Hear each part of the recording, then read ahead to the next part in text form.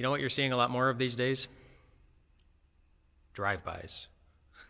Long parades of vehicles driving by people's homes because we can't celebrate graduations and retirements and prom courts and birthdays and large groups of people anymore. You get people being creative and organizing long parades of vehicles driving by people's homes to celebrate them, to let them know that they haven't forgotten about them. And those drive-bys, they really say something both about the people driving by and about the person who is being driven by.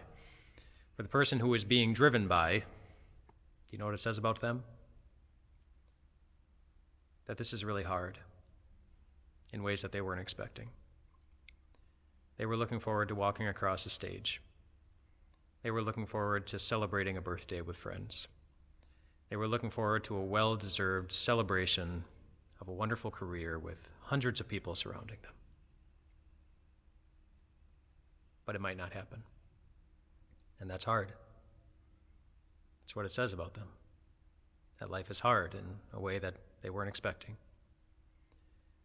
But that also says something about the people who are driving by. Their heart goes out to them. They are thoughtful.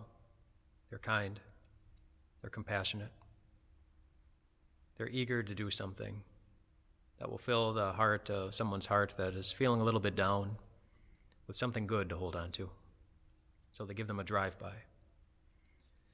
This isn't the first time in history that drive-bys have been happening. In fact, there was a drive-by back in the wilderness in Exodus chapter 33. It was more like a flyby instead of a drive-by, but the Lord was talking to Moses, and Moses was having his conversation with God in Exodus 33, where he was struggling with things. He was feeling down about some things, about the possibility of things moving forward in a good way, and so the Lord said, "Hold tight, Moses." He said, "I'm going to pass by in front of you. I'm going to pass by in front of you because I want you to know who I am." He said, I'm going to say my name, the Lord.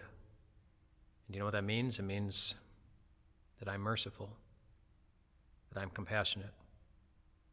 That's who we wanted Moses to see, that God is. He's merciful, he's compassionate. And do you know what that makes Moses?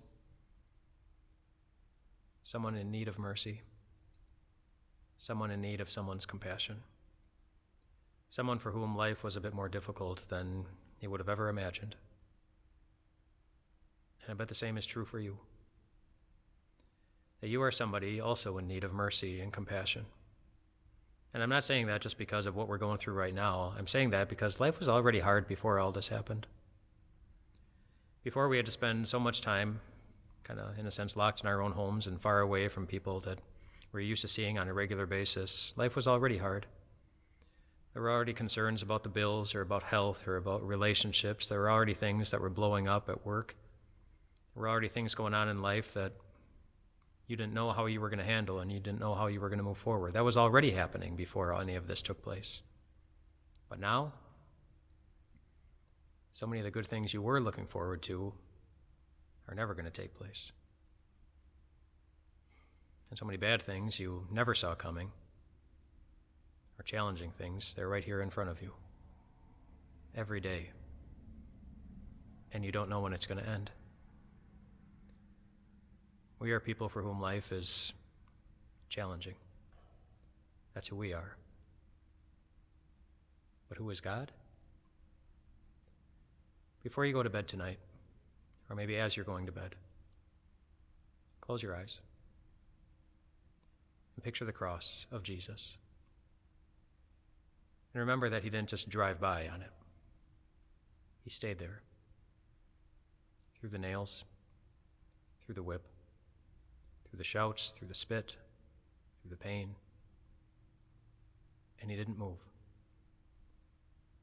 until he had nothing more to give.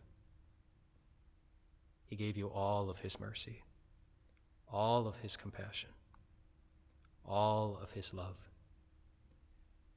And it was enough to lead Moses through a wilderness, which means it will be enough for you too, no matter what's missing. Rest well tonight, my friends. Your God is the Lord, who is full of mercy and full of compassion.